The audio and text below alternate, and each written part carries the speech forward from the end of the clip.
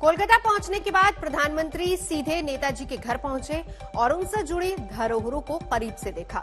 घर की दीवारों पर नेताजी की तस्वीरें हैं जो कि देश की आन बान और शान का प्रतीक है और इसी घर में रखी हर चीज देश के उस महानायक की याद भी दिलाती है।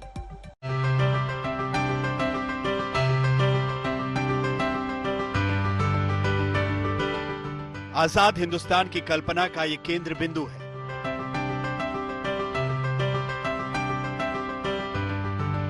वो घर जहां से नेताजी ने देश को आजाद कराने की रूपरेखा तैयार की। प्रधानमंत्री नरेंद्र मोदी कोलकाता पहुंचने के बाद आजादी के इसी मंदिर पर पहुंचे। उन जगहों को करीब से देखा जहां से ब्रिटिश सरकार की नींव हिल जाती थी। यहाँ पर अपने जीवन के कई अमूल्य साल बिताए हैं नेताजी सुभाष चंद्र बोस ने। यही वो सीढ़ियां हैं जहां से होते हुए ऊपर की ओर जाके गोपनीय गुप्त मीटिंग भी हुई थी, जिसके बाद उन्होंने हिंदुस्तान की आजादी को आगे बढ़ाने के लिए, हिंदुस्तान को आजाद करने के लिए अपनी सेना के साथ कैसे वो आगे बढ़े, कैसे और लोगों को जोड़े, इसको लेकर पूरा मंथन किया गया था।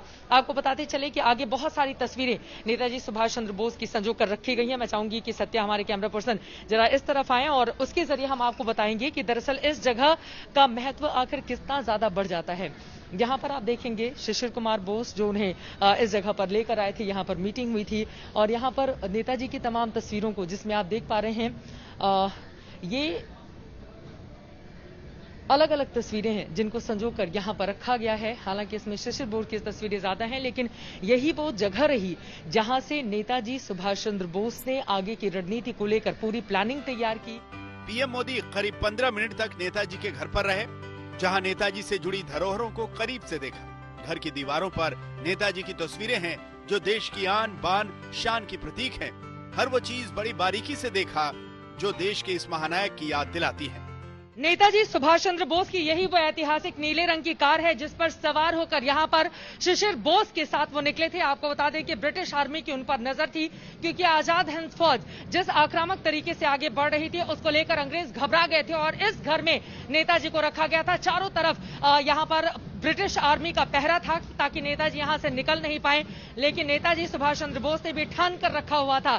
जय हिंद के नारे के साथ जिस तरह से उनकी सेना आजाद हिंद फौज आगे बढ़ी वो अपने आप में अभूतपूर्व है और यही वो जगह है जहां पर उनकी नजरबंदी हुई थी। पीछे की तरफ आपको बताते चले कि अंदर सीढ़ियां हैं, ऊपर एक कमरा जहां पर आगे की रणनीति बनी थी और यहां से इसी कार के जरिए, ये जो कार आप देख रहे हैं, इसी कार में सवार होकर नेताजी चुपके से निकले और फिर यहां से होते हुए कोलकाता और फिर उसके बाद वो आगे की ओर बढ़ते हुए चले गए थे झारखंड के गोमे में। कुल मिलाकर आज का दिन महत्वपूर्ण, नेताजी की धरोहर को जो संजोकर इस घर में रखा गया है उसको आगे ले जाने का, उसको देश को दिखाने का दिन। हिंदुस्तान की आजादी की एक अहम कड़ी कोलकाता का नेताजी भवन रहा है, जो किसी आजादी के मतवालों के लिए मंदिर से कम नहीं। यही वजह है कि पीएम ने अपने पराक्रम दिवस के कार्यक्रम का आगाज यहीं से किया।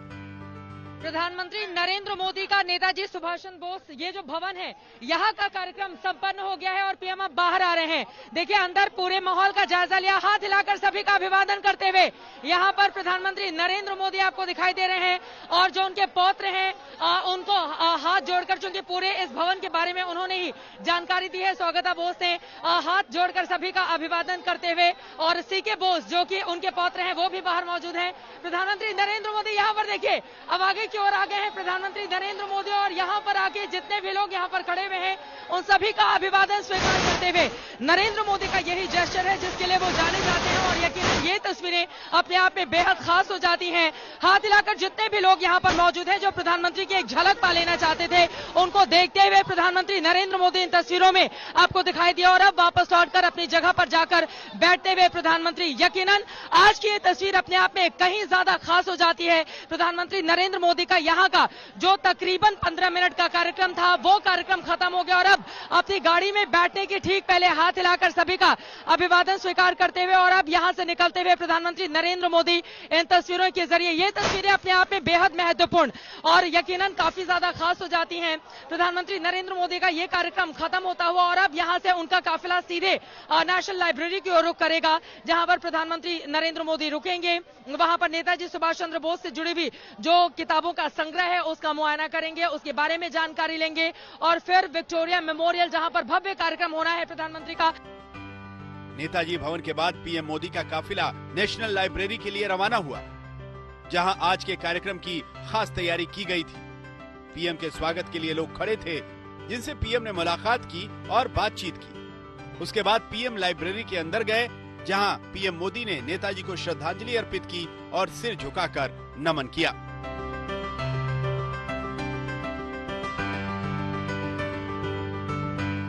कोलकाता से चित्रा त्रिपाठी और मनोज्ञा लोईवाल के साथ आज तक ब्यूरो। नेताजी से प्रधानमंत्री नरेंद्र मोदी का नाता कोई नया नहीं है। प्रधानमंत्री अक्सर अपने भाषणों में नेताजी का जिक्र किया करते हैं और इसके साथ ही लगातार नेताजी की विरासत को जन जन तक पहुंचाने की कई कोशिशें भी की गई हैं। जय हिंद, जय हिंद, जय हिंद। नेताजी सुभाष चंद्र बोस, जंग आजादी के वो महानायक जो हर हिंदुस्तानी की आन बान और शान का प्रतीक है।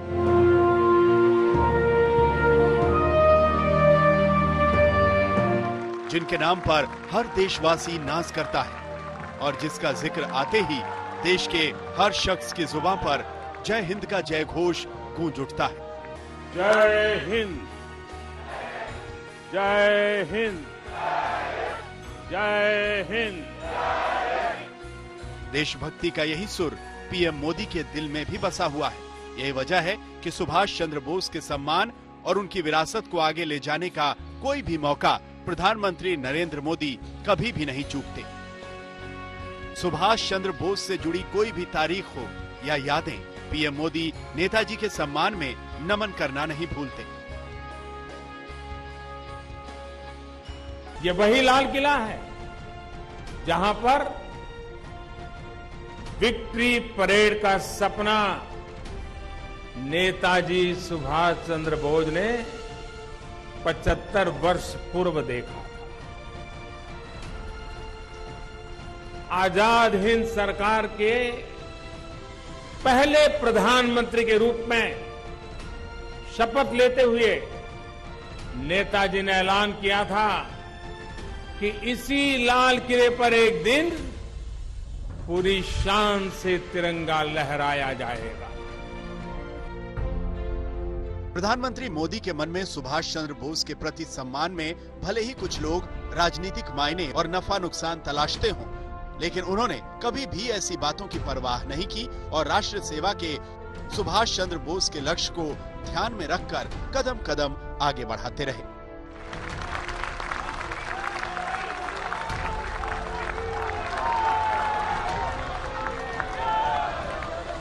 प्रधानमंत्री बनने के बाद मोदी ने नेताजी से जुड़ी फाइलें सार्वजनिक करने का ऐलान किया, ताकि देश के लोगों तक सुभाष चंद्र बोस के जीवन से जुड़ी ज्यादा से ज्यादा जानकारियां मिल सकें।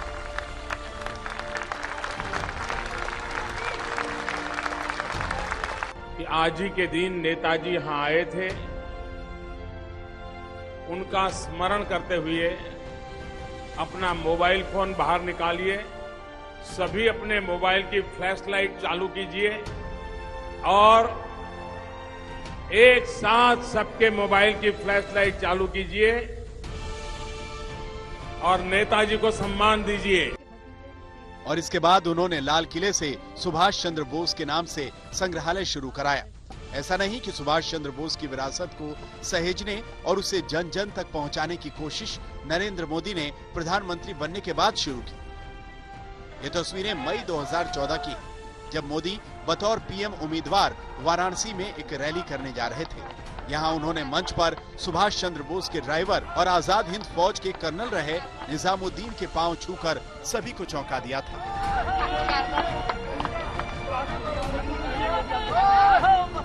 गुजरात में मुख्यमंत्री रहते हुए भी नरेंद्र मोदी सुभाष चंद्र बोस और आजाद हिंद फौज से जुड़े कई कार्यक्रमों में शामिल होते रहे और इसके जरिए लोगों तक सुभाष चंद्र बोस के गौरव गाथा पहुंचाने की कोशिश की। और आज ही के दिन आजाद हिंद फौज ने विश्व के सामने आजादी के जंग के लिए युगल बजाया था। देश का एक तबका है जो ये मानता है कि नेताजी के सम्मान को लेकर जैसा प्रयास होना चाहिए था वो हुआ नहीं। यही वजह है कि सुभाष चंद्र बोस के संघर्षों की ऐसी अनदेखी पर मोदी भी लगातार सवाल उठाते रहे कि एक परिवार को बड़ा बनाने के लिए देश के अनेक सपूतों, वो चाहे सरदार पटेल हो, बाबा साहब आंबेडकर हो, उन्हीं की तरह ही नेताजी के योगदान को भी भुलाने का भरसक प्रयास किया गया है। अब नेताजी की 125वीं जयंती पर पराक्रम दिवस की शुरुआत कर प्रधानमंत्री मोदी ने ऐतिहासिक पहल की शुरुआत कर दी है। उम्मीद है कि इस पहल का असर आने वाली पीढ़ियों पर साफ दिखाई देगा। आज तक ब्यूरो। दिल्ली में किसानों की ट्रैक्टर रैली होगी या नहीं होगी, संशय अभी भी बना हुआ है। दिल्ली पुलिस और किसान नेताओं के इस बारे में अलग अलग बयान आ रहे हैं। किसान नेता कह रहे हैं कि पुलिस से इसकी इजाजत मिल गई है, लेकिन पुलिस कह रही है कि अभी किसानों ने लिखित तौर पर अपने रूट के बारे में जानकारी नहीं दी है और उसी का इंतजार हो रहा है।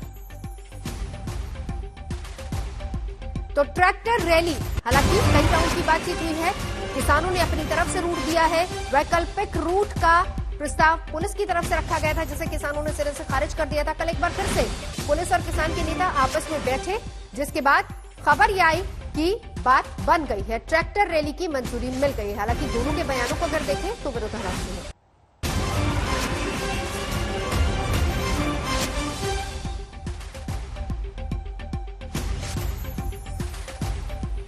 तो आज किसान लिखित तौर पर ये बताएंगे कि उनका फाइनल रूट क्या रहेगा। हालांकि पुलिस ने अपनी तरफ से वैकल्पिक रूट के लिए कहा था, जिसमें सुरक्षा का हवाला दिया गया था।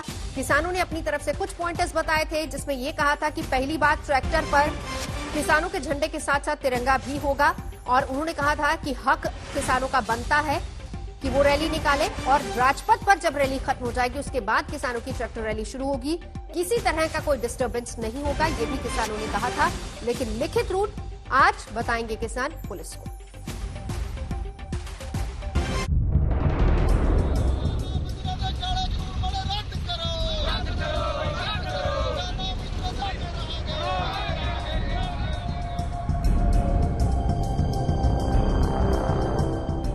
क्या किसानों के ये ट्रैक्टर 26 जनवरी को दिल्ली की सड़कों पर दौड़ते दिखाई देंगे? क्या दिल्ली पुलिस के साथ किसानों की ट्रैक्टर परेड पर सहमति बन चुकी है?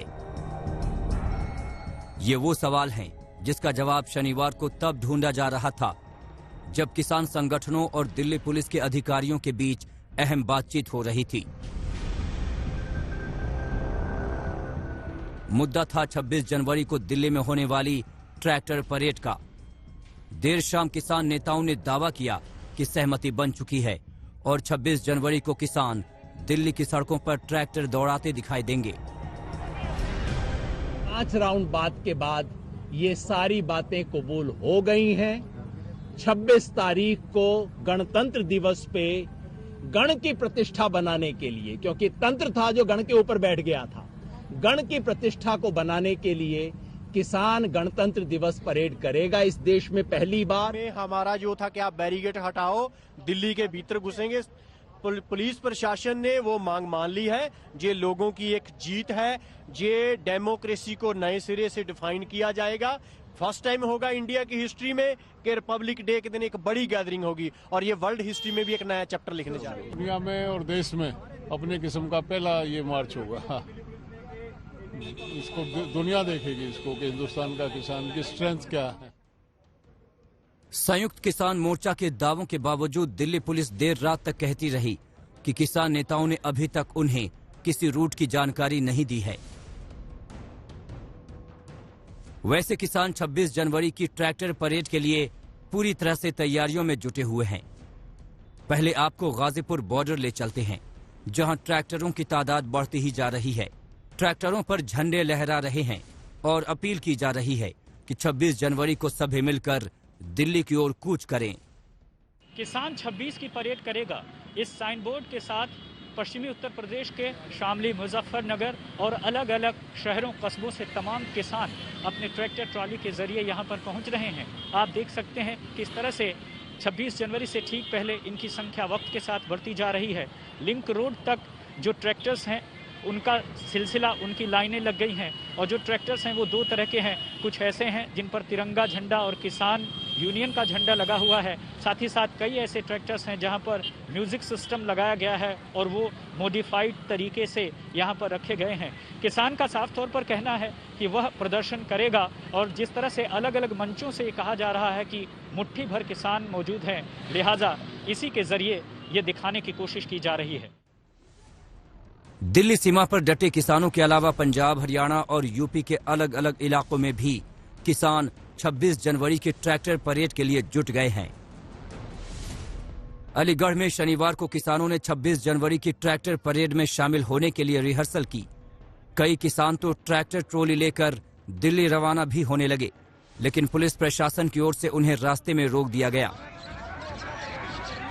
अब रविवार को भारी तादाद में दिल्ली रवानगी की तैयारी की जा रही है। कहाँ जाएंगे, कहाँ तक करेंगे? दिल्ली जाएंगे। हाँ, दिल्ली जाएंगे। गणतंत्र दिवस की रिहर्सल कर रहे हैं आज हम लोग। अच्छा। और कल दिल्ली जाएंगे, आज भी दिल्ली जा रहे हैं हम। रिहर्सल करते हुए दिल्ली जाएंगे हम लोग। अमरोहा में 50 ट्रैक्टरों का एक और जत्था दिल्ली के लिए रवाना हो गया है। ट्रैक्टरों पर तिरंगा लहराकर किसान नारेबाजी करते दिखे।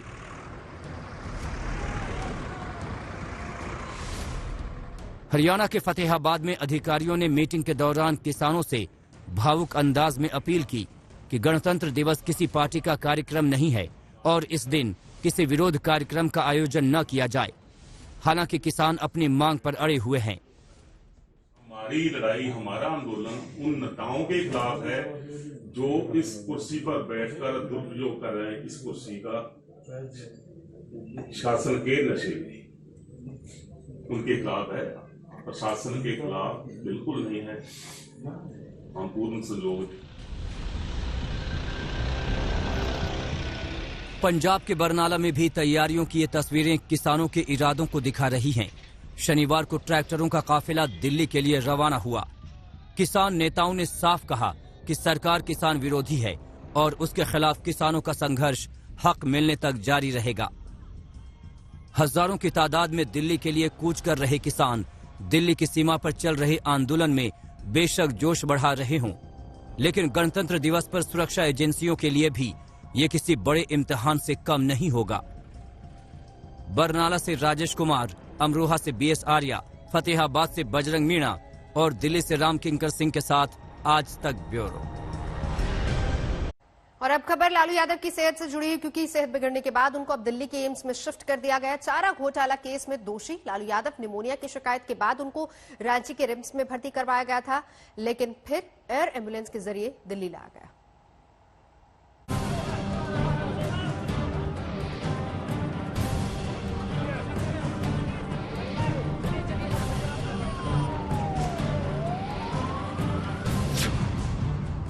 एयरलिफ्ट कर दिल्ली लाए गए लालू यादव। अब एम्स में इलाज कराएंगे लालू यादव। रांची के रिम्स अस्पताल के बाहर शनिवार को अचानक हलचलें बढ़ी हुई थी। दरअसल चारा घोटाले में सजा याफ्ता आरजेडी सुप्रीमो लालू यादव इसी अस्पताल के प्राइवेट वार्ड में इलाज करा रहे थे। उन्होंने सांस लेने में तकलीफ की शिकायत की तो पूरा रिम्स प्रशासन एक्शन में आ गया। जांच के बाद पाया गया कि उन्हें निमोनिया है। इससे पहले तक एक एक करके पूरा परिवार उनसे मिलने पहुंचा था। पहले बेटी मीसा, फिर बेटे तेजस्वी और तेज प्रताप और पत्नी राबड़ी देवी भी लालू से मिलने रिम्स पहुंचे थे।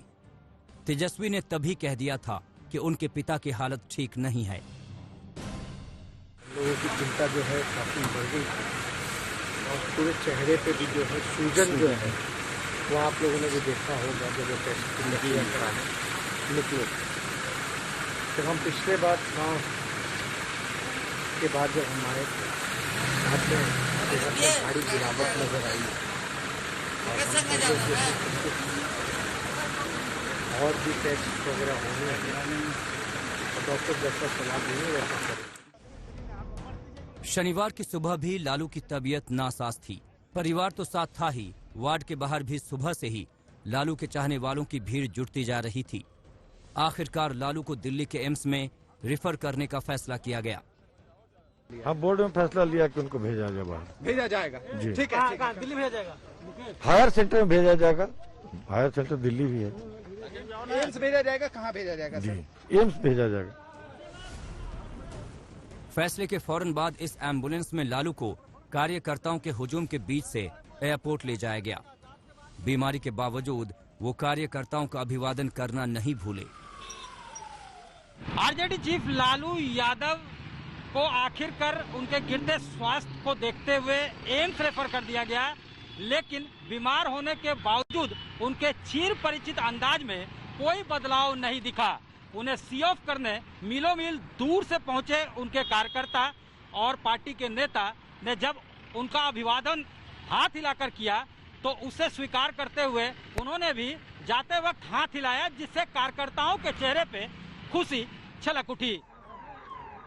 लालू को एयरलिफ्ट कर दिल्ली लाया गया। उनके साथ पत्नी राबड़ी और बेटा तेजस्वी भी दिल्ली पहुंचे।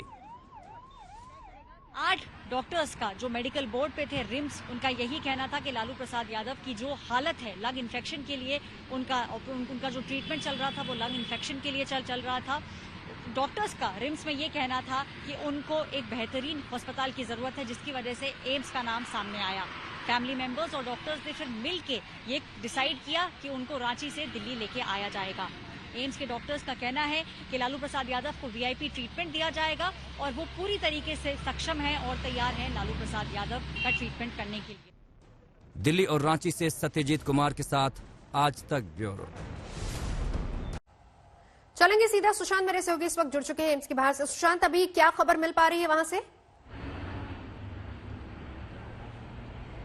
देखिए नवजोत, उनका अभी फिलहाल जो है वो 8 डॉक्टरों की टीम की निगरानी में उनका ट्रीटमेंट जो है वो फिलहाल एम्स के कार्डियो सेंटर के अंदर चल रहा है। उनको लगातार जो हार्ट स्पेशलिस्ट डॉक्टर्स हैं वो पूरी तरीके से उनकी पूरी केयर जो है वो कर रहे हैं। लगातार उनकी सेहत को लेकर के अभी फिलहाल डॉक्टर्स की तरफ से कोई हेल्थ बुलेटिन जो है वो सामने नहीं आया, क्योंकि कल उनको सांस लेने में जिस तरीके से तकलीफ हुई उसके बाद रिम्स से उनको एम्स में शिफ्ट किया गया। उनको निमोनिया है और लंग्स में पानी है। लगातार डॉक्टर्स की टीम उनको मॉनिटर कर रही है।